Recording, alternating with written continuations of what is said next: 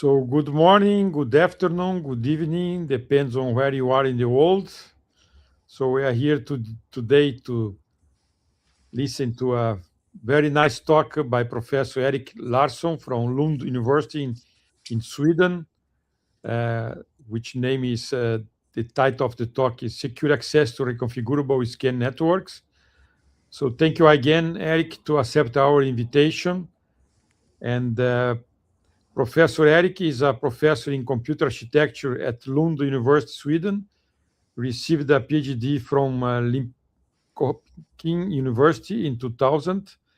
After a postdoc at Nara Institute of Science and Technology in Japan, he was at Linköping University as assistant professor from 2002 to 2005, and as associate professor from 2006 to 2012. And he joined Lund University in 2012. His research interests include test planning and access mechanism designs, like IEEE standards at 1149.1, 1500, and 1687. So thank you, Erik, and the floor is with you to start your presentation. Thank you very much, Ricardo. Thanks for the very nice introduction, and thank you very much for inviting me. So I will give the talk, but I also would like to acknowledge my co-workers, who is Joel Åhlund, who is with Advenica and with Lund University, and Marcus Termanen, who is with Lund University, but also with Beamwave. So this is something that we have been working out jointly. So I think it's good to acknowledge them. And what I will talk about today is scan networks, that is, networks that are used for testing. And I will talk about reconfigurable scan networks, which are needed in order to just talk to the parts of the scan networks that we would like to talk to. And then the particular interest is, how do we secure this? Because we add scan networks to improve controllability and observability, but then we have the security problem that we have to protect what we have inside. So we have a little bit of a conflict here. We want to have high controllability, high observability. At the same time, we don't want things to go wrong. We want to keep control of information that is coming in and going out of our system. So if we take a little bit a look on what has happened over the years. So this is a slide that shows 40 years of development. And what we see here, if we take a PC that was introduced in 1981, if one felt like this is something that you would like to have at that time, what you had to pay, at least in Sweden, was 45,000 Swedish crowns at that time. What you got for that money was an Intel 8088. You got 29,000 transistors. You got a clock period of 210 nanoseconds because the clock frequency was roughly 5 megahertz. And everything was developed in a 3000 nanometer technology. Now, 40 years later, what you could do is that you could buy an Apple iMac. What you paid was 15,000 Swedish crowns, and what you got was a processor at that time named Apple M1. You got 16 billion transistors. You got a clock period of 3 gigahertz, that's 3000 megahertz. The clock period was down to 0.31 nanoseconds, and the technology was 5 nanometer. And if we compare what has happened over these 40 years, we see that price has gone down, so we don't pay so much for what we want to have. So if we compare the IBM PC from 1981, when we at that time paid 45,000 Swedish crowns, and in 2021 we paid 15,000 for an Apple iMac, that is 9 times less expensive, 9 times cheaper, and that is because we have to take inflation into account. So it's not only that we pay less for what we get, we also get more. We get many more transistors, and they are many times faster, 670 times faster, and the technology is 600 times smaller. And just as a comparison to get a feeling on the sizes that we are talking about, if we take the diameter of human hair, it is 100,000 nanometers, and the growth speed of hair is 4 nanometers per second. So this is the sizes what we are talking about. Now this slide I made in 2021, and now it has been 5 years, so I thought I should update this slide. And I was thinking a little bit how I should update it. So I updated it like this, that I compare what has happened in 5 years. So since 2021, we just spoke about what we had or what we could get at that time. And we could compare that against what we get today. And if we pick the same brand of computer, you see that the price remains the same, roughly the same, given that we take inflation into account. But what we get is that we get, instead of an Apple M1 as the processor, we get an Apple M4. Instead of 16 billion transistors, we get 28 billion transistors. We get 75% more just in 5 years. The clock period has gone down because the clock speed has gone up 30 times faster, and the technology has gone down from 5 nanometer to 3 nanometers. So it's 40% smaller. And this is just in 5 years. So we have an amazing development over time. If we take a little bit a look on the challenges, because not everything is good and easy. If we now compare the IBM PC from 81 against an Apple iMac from 2026, okay, fine. We see that the price has gone down. We get very many more transistors, but we also have challenges. So if we take the first challenge, we have a higher clock speed. And that means that if we have a higher clock speed, the clock period is smaller in the modern processor. If we have a timing error, and here I just made an example of, let's say that we have a timing error of 0.05 nanoseconds. In 1981, that didn't matter at all because that was so small. But today, that is a significant impact. And if we take the size, the technology, we have gone from 3000 nanometer to 3 nanometer. If we had a mistake of 1 nanometer in 1981 in the technology of 3000 nanometer, that didn't matter too much. But today, if we make such mistake, it has a high impact. So we have to be careful about this. So it has gone that we have the clock period in just the 5 last years has gone up with 1.4 times faster. So the timing problems are just 1.4 times worse. And the technology has shrunk from 5 nanometer to 3 nanometer. That is a 1.6 times. So it's 1.6 times worse if there is a problem.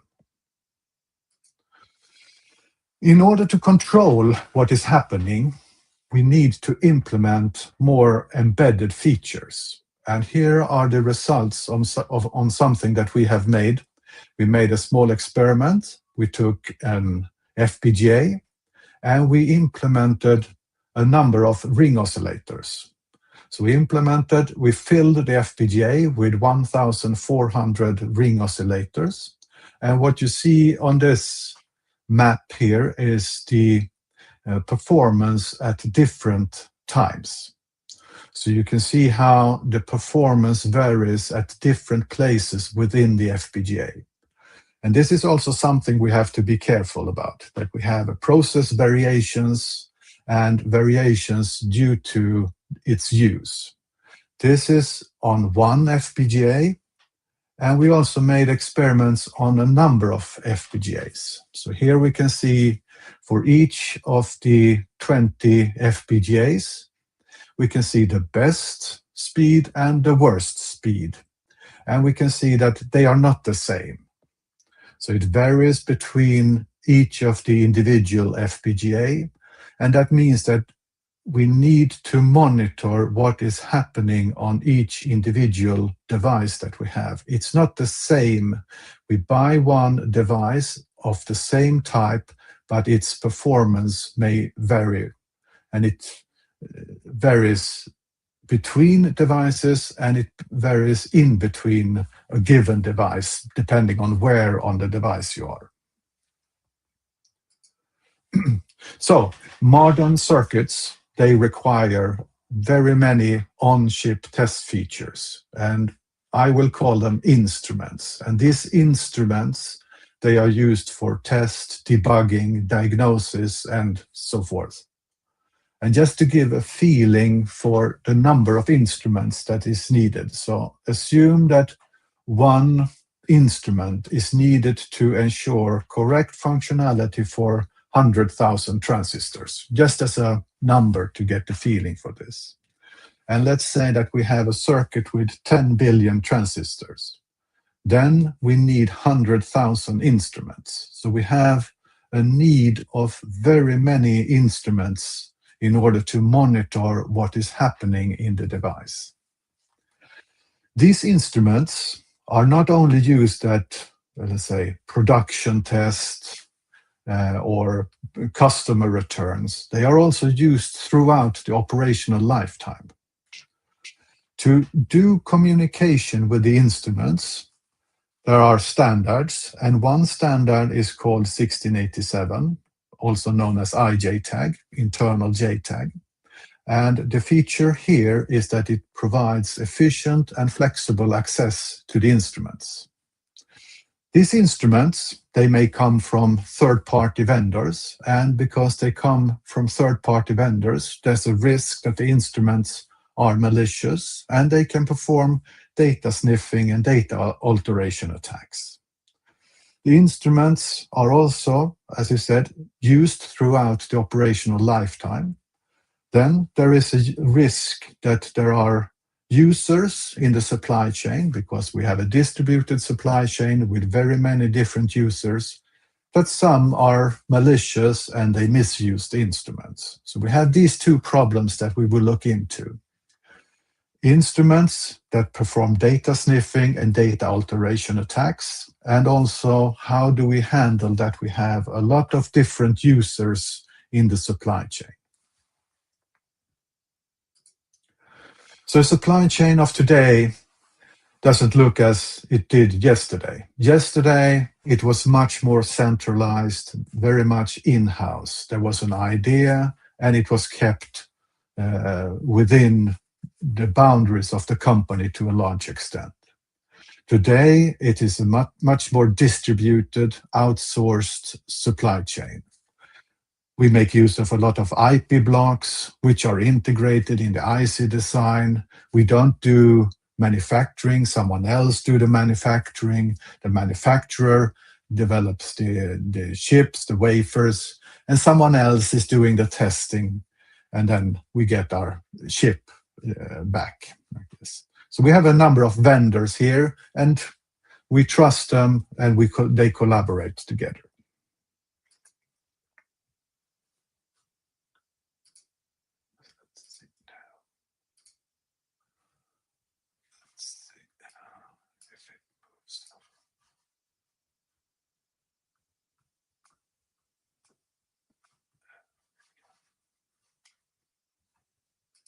I hope now we are on the outline. My slide has not changed yet, but I hope it will change to the outline slide. And on the outline slide, it says that I will do an introduction.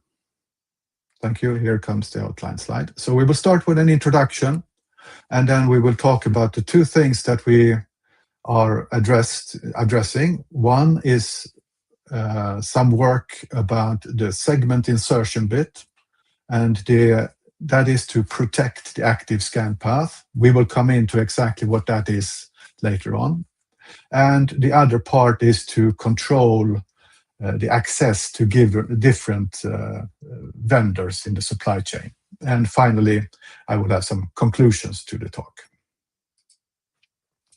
So the background is like this, or the introduction to JTAG and IJTAG. So I will say a few words about the test port, that is the way to come in and access all instruments. And I will talk a little bit about the communication network, which connects the test port and the instruments. But let's start with the test port itself, and that is JTAG. So JTAG works like this. It's a common way to access the internals of a chip. Typically, it goes like this. One sets the instruction first, decide what to do. One say, okay, which instruments do we want to talk to?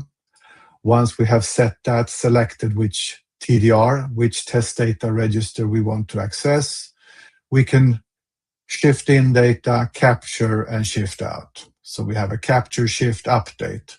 And here, in this case, we can communicate with instrument 1. We have selected that instrument, and that test data register is the one that we want to talk to in order to talk to instrument 1.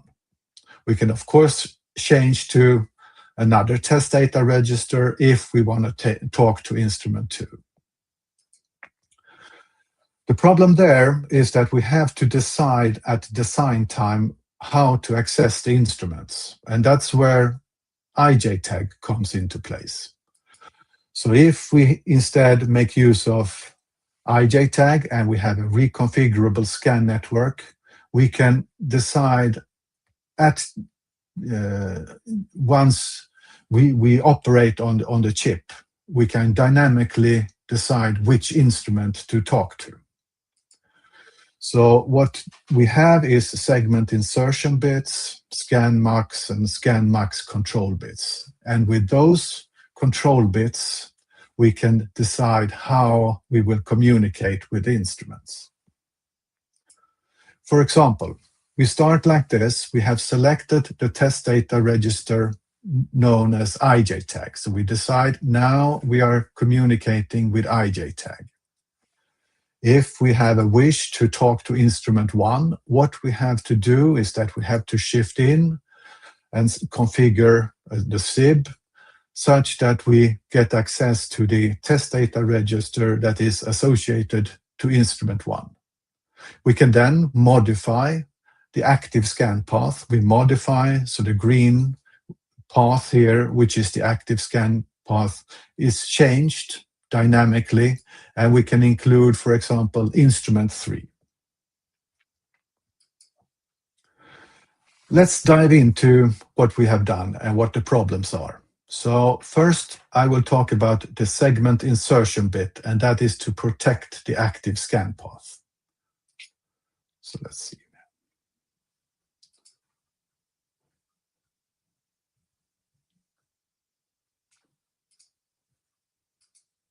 Let's see now. It doesn't change my slide. Let's hope that it comes.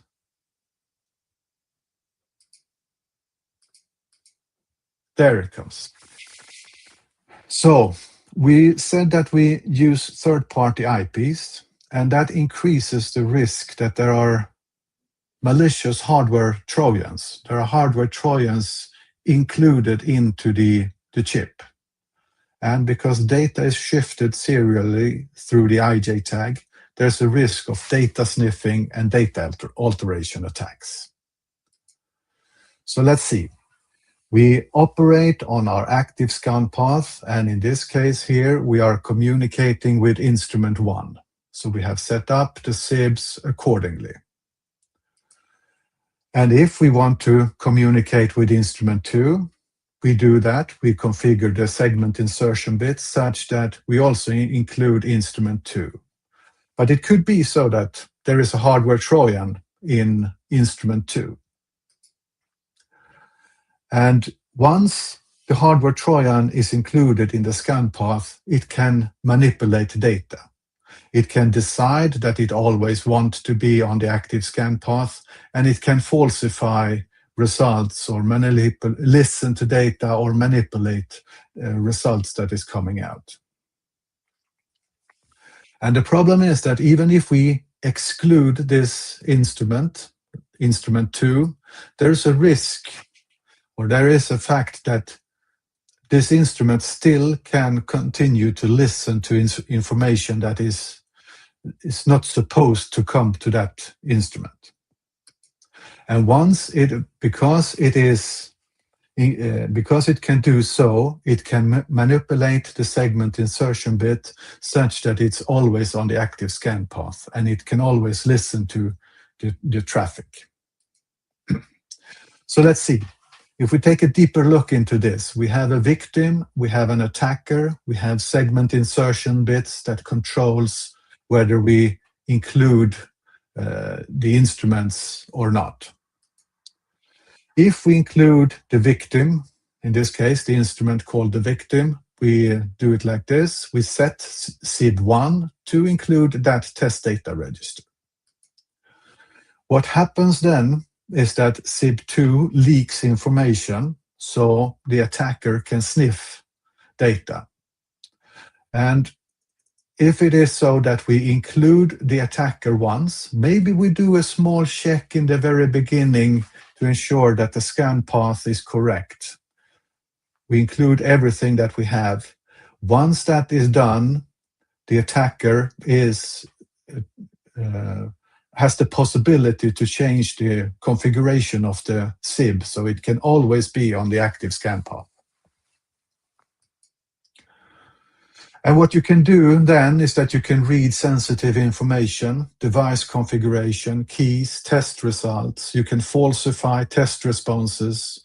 You can change the IJTAG network configuration, access other instruments, issue commands to other instruments like memory BIST and debug features, debug instruments. Now, if we want to have a solution to, let's say, prevent this, we would like to ensure that there is security against data sniffing and data alteration attacks. A solution should be compliant with the standard. It's important that it scales well, because we just said in the beginning that we can have very many instruments, so it should scale. We should be able to have a lot of instruments. It should be, in the best case, easy to integrate into an EDA tool. And of course, we should have low test time overhead. It should not impact the access time. And we would like to have low area overhead. Okay. To make experiments, we have some benchmarks. These are some standard benchmarks. They are small, but they are used to compare the different approaches.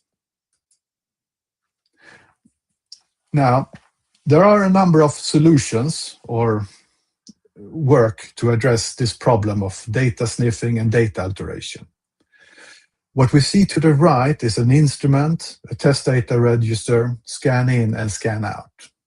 In this approach, they build a secure wrapper around the instrument, like this. And once we want to communicate with the instrument, we have to get an activation sequence such that we can select this wrapper. So we have an activation sequence, and then we get access to the instrument. If we now start to compare and look into how does this solution fulfill our requirements? So at least it is compliant to the standard. There are no scalability issues in general. they did not validate this again in an EDA tool, so it's not validated in that sense. There is a little bit of time overhead when it comes to the activation sequence, and the area overhead is quite large.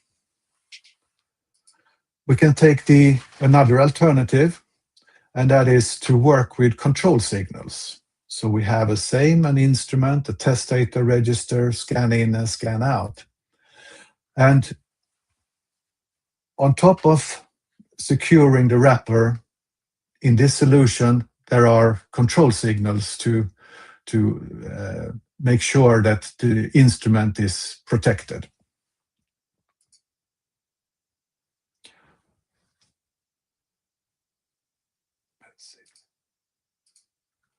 This solution is also something that provides quite much overhead, and that is what we can see on the slide already.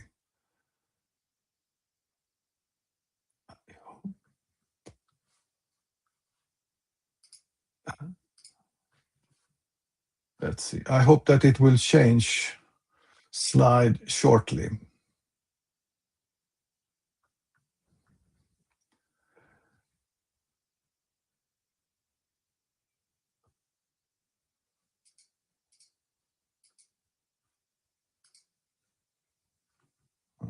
Let's see. I would like to have a table here where we compare.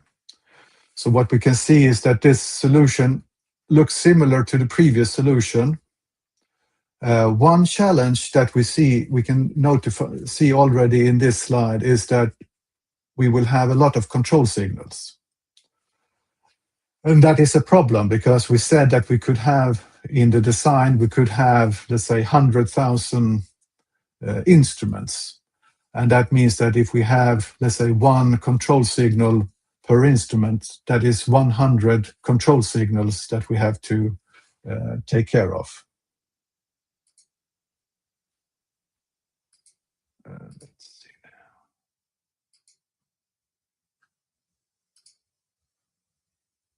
Okay.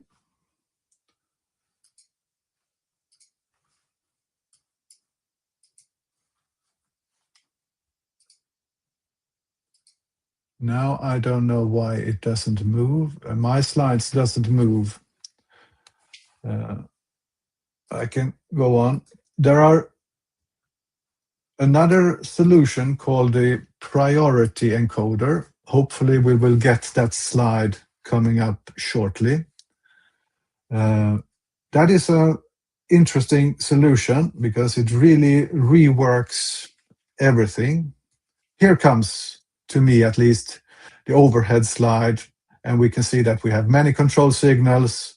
There is no real test time overhead. That is one good thing here. Still, the area overhead is fairly large. And if I can get to the next slide. The next slide should be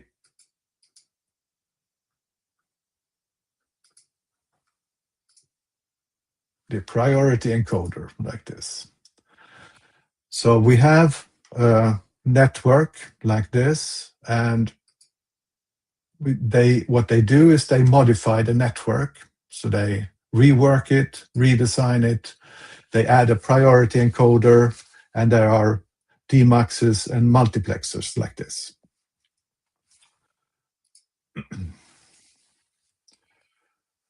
So this is a solution like this requires a little bit reworking of everything, but it has some advantages, and that is that it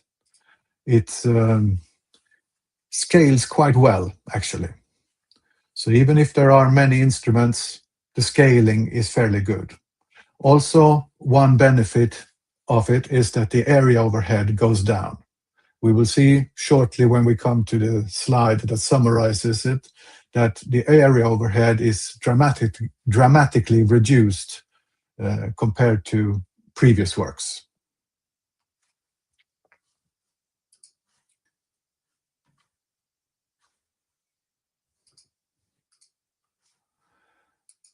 let's move on. And then we can take a next work. Eventually the slides will come. Here comes the results slide. And what we see here is that it is compliant to the standard IJ tag, but there is a need to rearrange the test data. There are no scalability issues in general. The area overhead goes down quite well. So it's a dramatic improvement against previous works. There's another solution called the isolation scheme. Again, we have the instrument, we have the test data register. And what happens here, or what they suggest, is just make use of control signals like this. And by doing this, the area overhead goes down very, very much. So here we have a dramatic decrease in the area overhead. The challenge, as we have discussed, is the control signals. If there are a couple of control signals per instrument, and we have very many instruments, this becomes a challenge.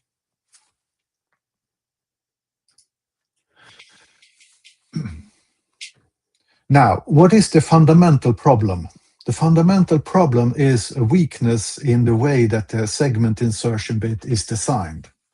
And the reason is that and with this weakness, it is possible for a hardware Trojan to sniff data and keep the data open in a data alteration attack. So if we look at this, here we see the SIB, how it looks like when we highlight it. And if we analyze this a little bit, we will see that if we look at the green line, that is how we want data to go. It comes in from the scan input, and it should go out to the scan output. In this case, the instrument should not be involved at all. But the way that the segment insertion bit is designed, it is always connected to the test data register and to the instrument. So the scan in is directly connected to the instrument, whether the instrument is on the path or not. So the instrument can always do data sniffing. And once it has started to do data sniffing, it can start to alterate data.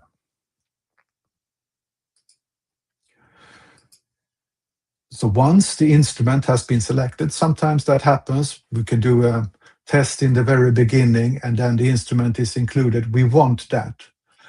And then we would like to exclude the instrument. We would like to shift the 0 through. But the instrument might modify that. So it doesn't allow us to exclude the instrument. So it will always say, I will always be on the path. And then it can sniff and it can modify data.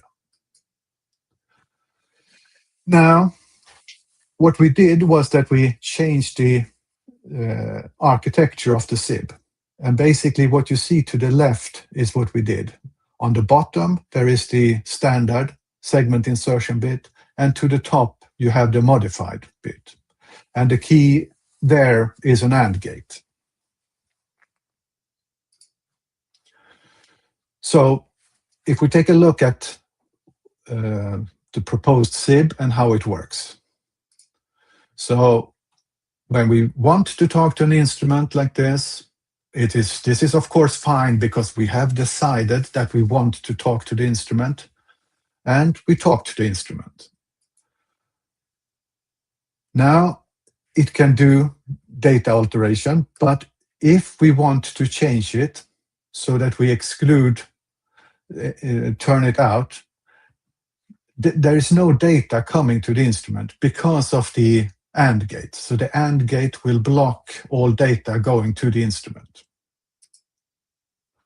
And what we see here when we look at the requirements that we set up, that it should be compliant to the standard. Yes, this is compliant to the standard. Are there scalability issues? No, there are not, because it's an AND gate placed internally into the SIB. There are no control signals or anything. We tried it out in an EDA tool. There is no test time overhead, and the area overhead, because it's basically an AND gate that is added, is very small. Like this. So to conclude this part, we protect against data sniffing and data alteration, and by changing the SIB architecture. And this one is easy to integrate in an EDA tool. We change the library, so instead of, let's say, the regular segment insertion bit, one can make use of this one. There is no extra control needed and no test time or area overhead. Okay, let's talk a little bit about the other part, and that is how can we control that different users only access those instruments that we want them to access. So the instruments that we have can be very powerful, and there can be very many of them. And they can be so powerful that we don't want someone to access them later on once the chip is used. And that's a little bit of a problem, because how do you handle if you want to have test instructions that are still accessible? Well, you could have undocumented functions. You can have hidden test instructions. And there is a group of people who figured out that there was such a case. There was a case where there were hidden test instructions because they had fuses and they burned the fuses. And in order to take care of customer returns or repairs or various things, they needed yet to access the instruments, the chip and the test features. So of course you could say like this, that we had many different actors, they are involved in the supply chain. All users should not have access to the entire functionality. There are solutions to protect against this, but they are often in the case that either you have no access or you have full access. But we would like to have so that we can share instruments between users, and we want to keep them restricted, and we don't want to provide any information to others what is inside. Let's see what we mean with this. There are works on this problem. One work has proposed to make use of a key per instrument. So when one wants to communicate with instruments, one have to create a combination of the keys. So one instrument has a key, and then the access is determined by the use of the keys. One obvious drawback with this is that the key management is not practical.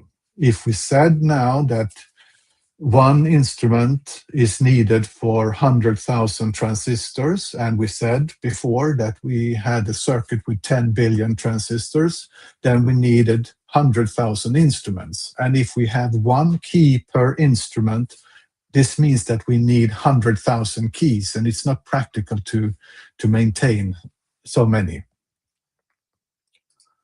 So what we did was the following. Here is a small example where I try to illustrate it. We have to the left a small circuit. We have 3 instruments. And what we would like to do here is that we want to give the blue vendor access to instrument 1 and 2. And we want to give the green vendor a little bit more access. And the green part there around the instrument 3 is the key part, and that is what is highlighted to the right. So what we do is the following. First, there is an addition of a demultiplexer, and that is one thing. And that is added because we want to prevent data sniffing. Data comes in from scan input, and if there is not a demux there, data will go to both of the paths, and we don't want that. And the other thing that we do is that we move the scan control bit out of IJTAG.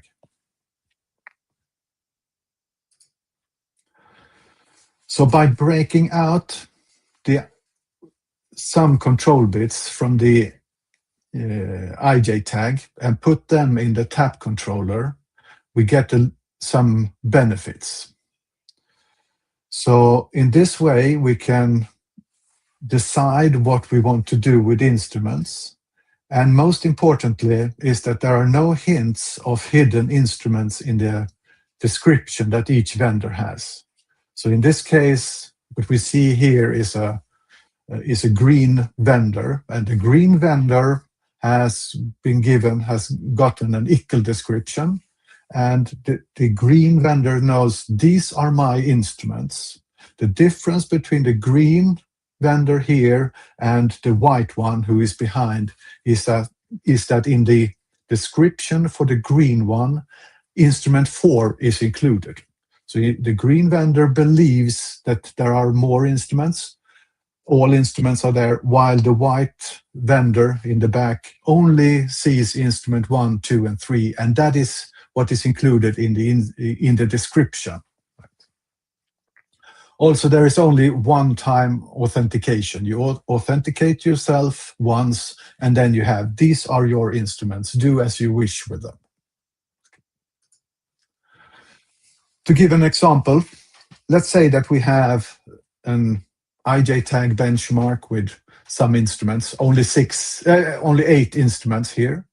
We have some user types. We have a developer, a manufacturer, a test responsible, a deployment technician, the field technician, and an end user. We can have different security measures. We can have fuses, hash-based authentication. We can have some simpler key-based authentication, and we can have some instruments that are open. There is no security. And for each of the instruments, we have just said that they are of different types. So if we take an example, if we take instrument 1, a one-time programmable memory, here the security measure of it is a fuse. So once the fuse is burned, before the fuse is burned, it's possible to access it. Once the fuse is burned, nobody can access it anymore. Okay. If we take instrument 2, a debug controller, it has 2 security measures. So there is a fuse and there is a hash-based authentication. In this way, the debug controller can be accessed before the fuse by everybody. And then once the fuse is burned, one needs to get do a more secure authentication. But it's still possible to access it, but not for everyone.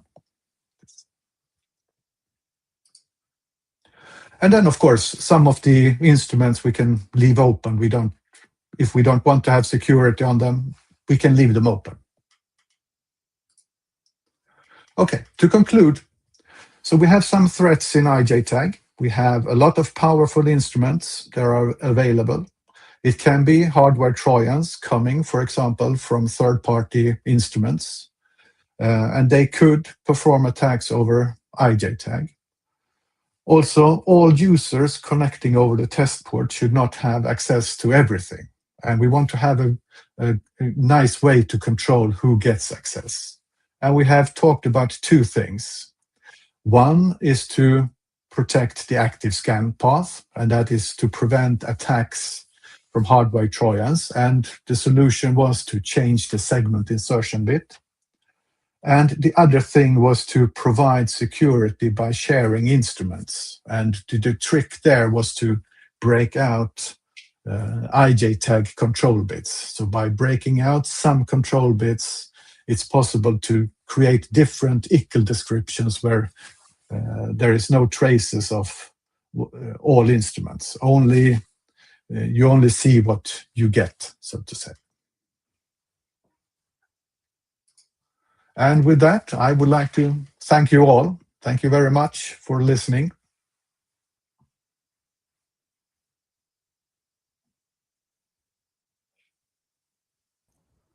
So thank you, Erik. So now I'm waiting for questions in the YouTube chat channel. Please, if you have question, do it as soon as possible. So I have one here Right. from Flavio Tomas. How do security mechanisms in reconfigurable scan networks distinguish between a legitimate test debug access and a malicious attempt to access internal chip information?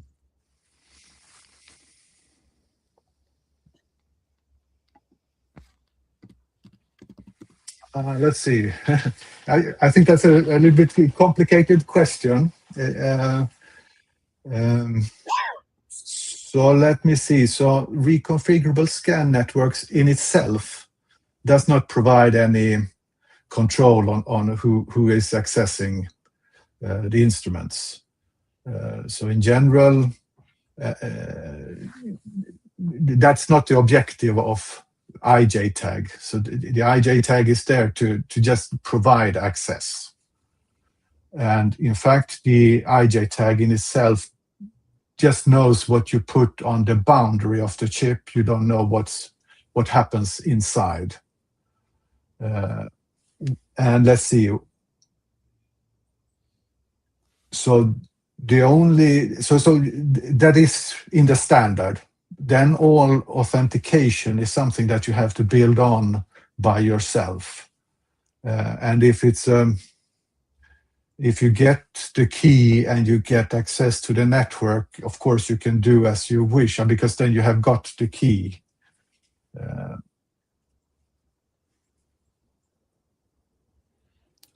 Okay, thank you. Yeah. So I'm not seeing any other question in this moment. If somebody still have a question, please do it now. So I have one. How will you see the introduction of also the consideration of radiation effects in this issue?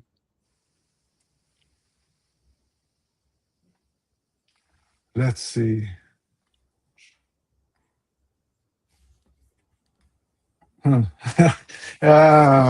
I mean, radiation is typically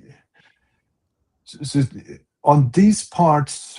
It depends a little bit on where we put the how we put the question and how we want to go. I'm not sure that I will find exactly where the right, let's say, the one who put the question exactly how to answer this. But I mean, radiations are in some sense defects.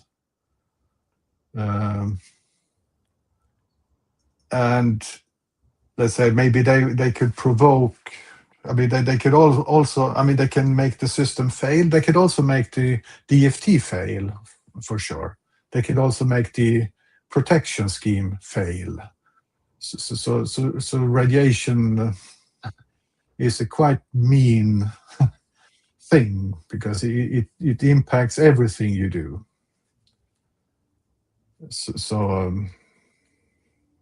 I wouldn't say that what I've talked about is secure against radiation. If that is, let's say, the thought of the question, it's not. I think that's. Okay, thank you. Yeah, radiation effects. It's and it can affect in different ways. No, so it's probably to answer this is a long answer, no, because there is different aspects. Yeah. So I'm not seeing any more questions here in the YouTube today. So okay. So thank you very much, Erik, Thank for you your very much. talk. I hope to see you in person in a near future. Me too. And I would like also to invite all the attendees to attend the next talks. So I don't have here yet the flyer ready for some of the next ones, but I have of one of them that is next June 5, Dr. Enio Capria from European Synchrotron Radiation Facility and he's going to talk about how synchrotron light sources can help to overcome the major limitation related to heavy-ion single event effects testing in electronic circuits. So, but we have already some other talks that are already defined, but I don't have yet the flyer here to show to you. So as soon as possible, it's going to be announced in the YouTube channel of CASS Rio Grande do Sul. So thank you again, Erik. Thank you Thank you very again for much. downloading this, and see you in next CASS talk.